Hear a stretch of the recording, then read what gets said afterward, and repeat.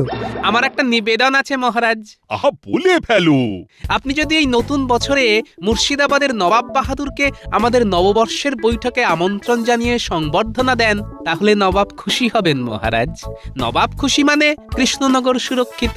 বাহ বাহ বাহ বাহ, এটা কিন্তু গোপাল দারুণ বলেছে। হ্যাঁ, তাহলে ওই কথাই রইল, নববর্ষের দিন আমাদের নবাব বাহাদুরকে সংবর্ধনা দেওয়া হবে। কাল এই সম্বন্ধে আরো বিস্তারিত আলোচনা হবে, কেমন?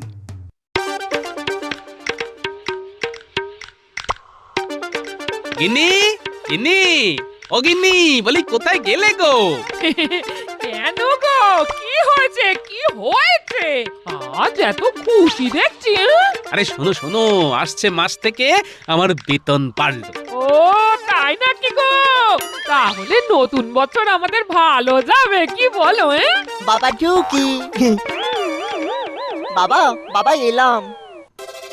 নতুন বছর তোমাদের সঙ্গে কাটাতে এলাম। বাবা বাবা বাবা, খুব ভালো দিনে এসেছিস রে তোরা। কেন মা, ভালো দিন কেন?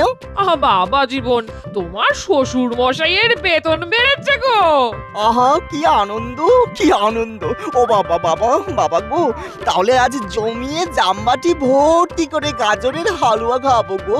ও বাবা, খাওয়াও না, গাজর খাওয়াও না বাবা। তোমার শাশুড়ি গাজরের হালুয়া বানাতে জানে না বাবা জীবন।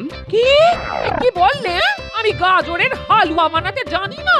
গাজর নিয়ে এসো, আমি হালুয়া বানিয়ে খাওয়াবো। হ্যাঁ ঠিক আছে ঠিক আছে, এখন তো তোমরা আছো, হবে একদিন। ততদিনে গিন্নি তুমি গাজরের হালুয়া বানানোটা শিখে নাও, কেমন?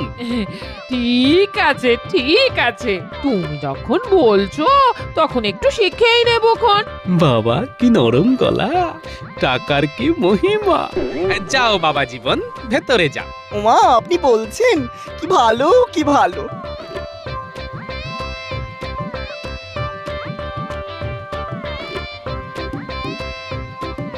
নতুন বছর আসছে তো, তাই মনটাকে একটু ফুরফুরে রাখতে চাইছি। না, এই কদিন আর রাগ করব না কারোর উপর। ভগবান, এবার একটু উঠে পড়ে লাগো। নবাব বাহাদুর আসতে পারেন, যদি আসেন তবে যেন মহারাজের ওপর ক্ষেপে যান। কি করে? সেটাই তো করতে হবে। মহারাজের কাছ থেকে কৃষ্ণনগরকে ছিনিয়ে নিতে হবে, গোপালকে তাড়াতে হবে। তবে এবার আমি সামনে থাকবো না, পেছন থেকে কলকাঠি নাড়ব। বুঝেছি, আমি ময়দানে আর আপনি মেঘের আড়ালে, তাই তো? ভালোই আছেন, ধরা পড়লে মার খাবো আমি, তাই তো? না না, ব্যাপারটা তা নয়। আমি সবটাতে থাকলে কাজটা খুব কঠিন